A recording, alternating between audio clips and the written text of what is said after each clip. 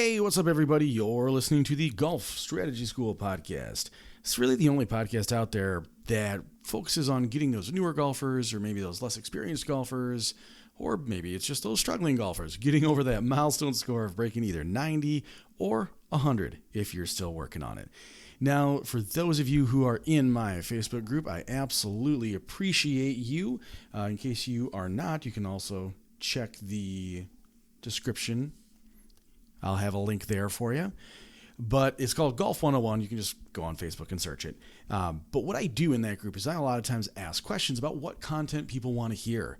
And we had a gentleman from Canada who said, hey, my course has been shut down for quite a while now. What can I do to really kind of improve in the off season during the winter when I can't go out and play? Well, that's what we're going to talk about today. We're going to go over 3 different ways that you can improve your game without necessarily being on the course. So this is really kind of our, how do we maximize our winter to make sure we are as prepared as possible going into next season? Let's talk about it.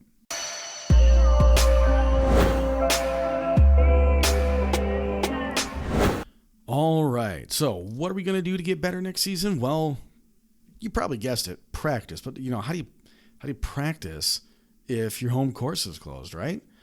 Well, what we're going to do is we're going to talk about my 3 kind of favorite ways. I'm going to stay away from simulators. Now, simulators are fantastic. Simulators can be super helpful.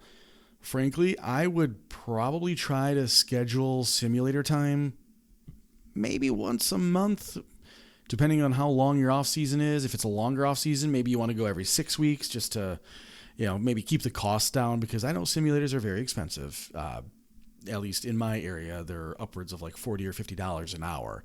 So if you want to do simulators, that's a great way to practice. But I'm not going to say that's like the only way you can get better. But it is a really good way to put your progress to the test. So our first way that we're going to get better is we're going to focus on our short game, specifically our putting. Now, this is something that has gotten a lot of feedback in my 5 strokes in 5 days challenge, and that is the putting gait. Now, the idea here is that you set up roughly like a 10-foot putt, and about 3 feet away from you, or 7 feet away from the destination, the cup, you're going to put some type of gate that's about 1.5 golf balls wide. Now, for me personally, I got kids. I like to involve them in these types of things. So I actually had one of my daughters build me a Lego gate that could fit 2 golf balls. And so I put that gate about 3 feet away from me, and I practiced my putting. Now, if you're a longtime listener of the podcast, you probably heard me talk about this before, but there's something that's called a learning zone. This comes from the amazingly intelligent coach, Adam Young, and he talks about the fact that if you're succeeding at a given task at a rate higher than 70%, likelihood that task is probably a little too easy for you, and you're not really learning as much as you could be if the task was slightly more challenging. On the flip side, if the task is way too hard and you are completing less than 30% of your attempts successfully, that means you're also not learning too much because it's just too darn hard. So you need to figure out some way to make it easier. So we're going to start off, again, 10-foot putt. The gate is 3 feet away from the golf ball, 7 feet away from the golf hole, or the coffee mug that you lay on the carpet, because this is about winter practice. And then you're just going to practice rolling the ball through the gate. And the idea here is that we can get the ball to go where we want it to go for the first 3 feet. That's the whole point of this. Now, if you're succeeding at more than a 70% rate, so if you do 10 of these and you get 8 or 9 of them to go through that gate, that means it's not really challenging enough for you. So there's 2 things you could do. You could shrink the gate. Like I said, my daughter made one that was out of Legos, and it was 2 golf balls wide. Well, for me, I'm probably about it's my winter now, so I'm probably about like a 7 or an 8 handicap. But I was able to do that pretty easily with 2 golf balls. So I had her shrink it down to about 1.5 golf balls.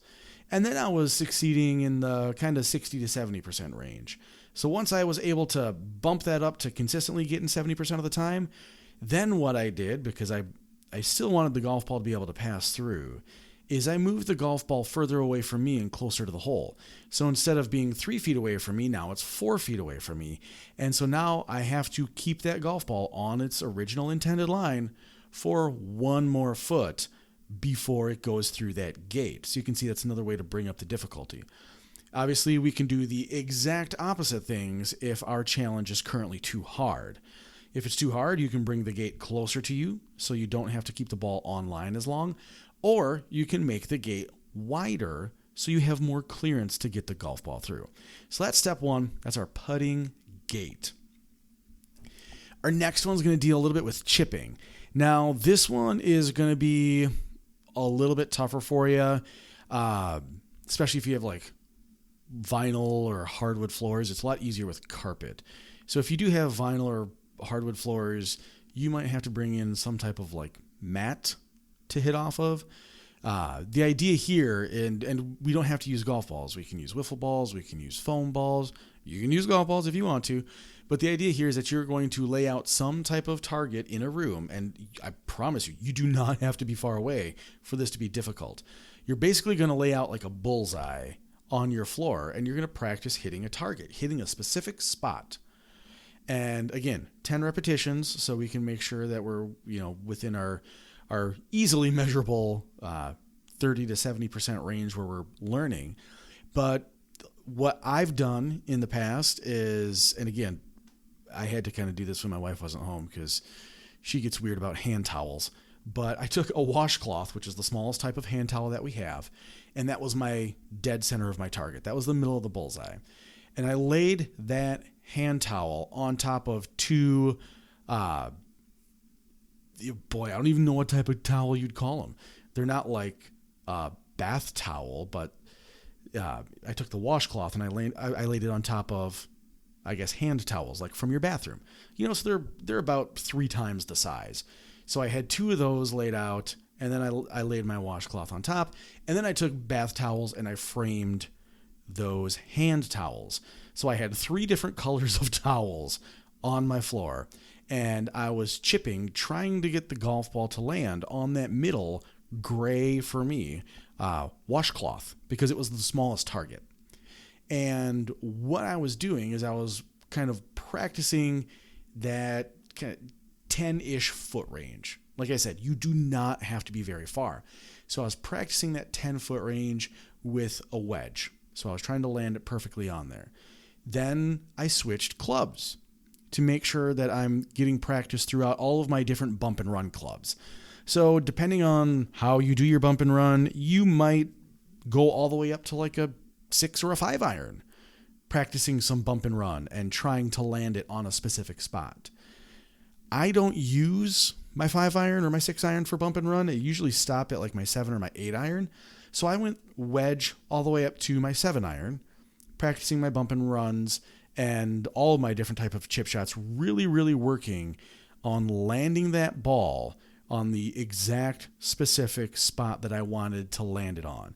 Now, when we're out on the course, it's important for us to visualize that the ball has to land somewhere completely different than the cup for it to finish close to the cup, because I'm sure you all know that it's incredibly difficult to just slam dunk one, to drop it perfectly in without touching the edge. If you fly the ball all the way to the hole, chances are you're going to be significantly far away from the cup, if not maybe all the way off the green. So what this does is this gets us really, really good in that kind of 5 to 10 foot range, really, really good at hitting our target with our chip shots. So a lot of times that target is only going to be halfway between the cup and where our ball is, and it's going to release and run out the other half. Or maybe if you're using a wedge, maybe it's more like 2/3 or 3/4. The ball's going to fly 2/3 of the way there, maybe 3/4 of the way there, but because it's a wedge, it's going to land a little bit softer. It's still going to release out toward the hole, but you're going to get much, much better at differentiating between where you want the ball to stop versus where you want the ball to land. And that is a huge, huge stepping stone for people who are improving in their short game. Now, our next one, and again, I'm going to stay away from simulators. Our next one is going to be some mirror work, whether you're working on getting to a certain position, whether you feel like your positions are all good and you want to just take some practice swings. Really, you can go a long, long way just by practicing at what different positions feel like. You could work a lot on what I call my 9 o'clocks to 3 o'clocks. I've seen a lot of people call those L to L. So when your left arm's parallel to the ground and then when your right arm's parallel to the ground. So basically just taking it like halfway back and halfway through. Just work on finding rhythm in that swing, because that swing, honestly, is a really good swing to have when you got to punch out of trees and you want to, maybe get a little bit closer to the hole, get a little bit of distance on the shot, but you still got to keep the shot down. That half to half, that 9 o'clock to 3 o'clock is an amazing drill. And really, it's a fantastic drill if you're kind of lost in your swing and everything's going wrong. Just boil it back down to that 9 o'clock to 3 o'clock and find that rhythm of controlling the low point and where you're hitting the ground. And that is really, really, really going to help you get a lot more solid, crisp contact on your full swing irons when that time comes. So, like I said, it's not really that hard. You just got to kind of think outside the box. Now, personally, if you're going through these three things, I would rotate through them. I would do them each once a week. Maybe it's Monday, Tuesday, Friday. Monday, you're doing your putting. Tuesday or Wednesday, you're doing your chipping. And then Friday, you're doing your swings. It's really easy to just set up that Monday, Wednesday, Friday pattern. Just doesn't even take, honestly, an hour. You can get a lot of these practices done in a half an hour or less. Certainly the putting gate and the swings, you can get those done in less than a half an hour. The only thing that's really going to take you a while on your chipping is setting up your bullseye out of towels. And once you got it set up, it's really easy to practice. So it's not that bad. That's all you got to do. You could do those three things over and over and over again.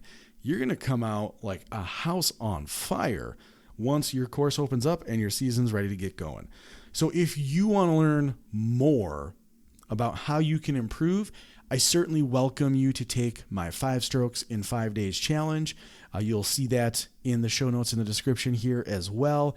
Otherwise, if you're just listening along and you just happen to be in front of a computer, it's golfstrategyacademy.com/5in5.